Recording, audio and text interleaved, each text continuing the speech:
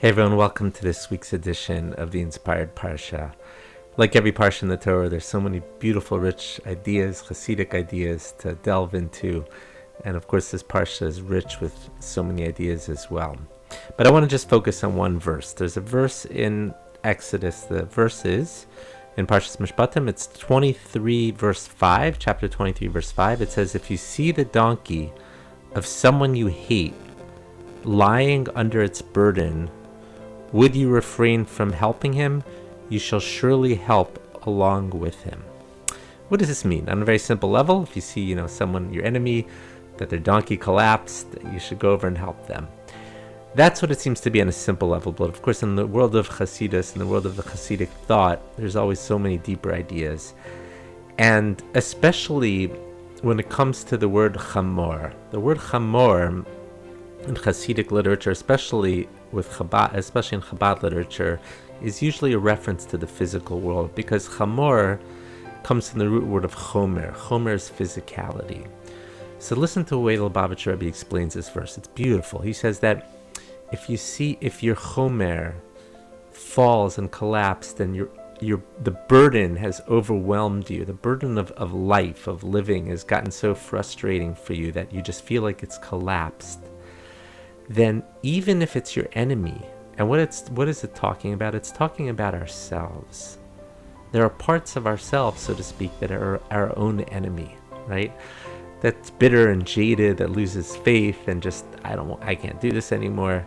That part of yourself that you don't like, even though it's coming from that part of yourself that you don't like, you have to help him alongside him. The Lubavitcher Rebbe says that you have to sort of use the part of yourself that is still optimistic and hopeful and pick up that side that is having that difficulty, that is feeling bitter and jaded, and to say, I still have faith. I still have emunah. I still want to lift this burden up. And only then are you able to lift that burden up. It's such a powerful idea, and it's such a deep, insightful idea into this verse. But I always like to tie everything into Israel. Ever since October 7th, as all of you know, I always try to tie in every idea that I share into what's going on in Israel. So often we're overwhelmed. The chomer, that physicality, that feeling of being overwhelmed with the bad news sometimes that comes out of Israel, that it's just, we feel just we're crushed under that burden. And a part of us feels bitter and jaded and says, I had enough. I'm either just not going to watch the news anymore. I'm not going to care. I'm not going to donate my time, my energy. I'm not going to say Tehillim anymore. I'm done with it. I'm done.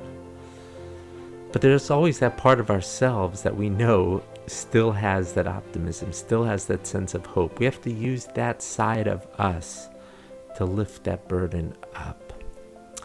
Every one of us still always has that spark inside of ourselves. I want to give everyone a bracha that we should all lift up the burden that we're carrying, and to lift up those parts of ourselves that aren't in the right place, that are feeling bitter and jaded. Lift those parts up and use that also to serve Hashem, to serve God. I want to wish everyone here a wonderful Shabbos Kodesh. Thank you so much for listening.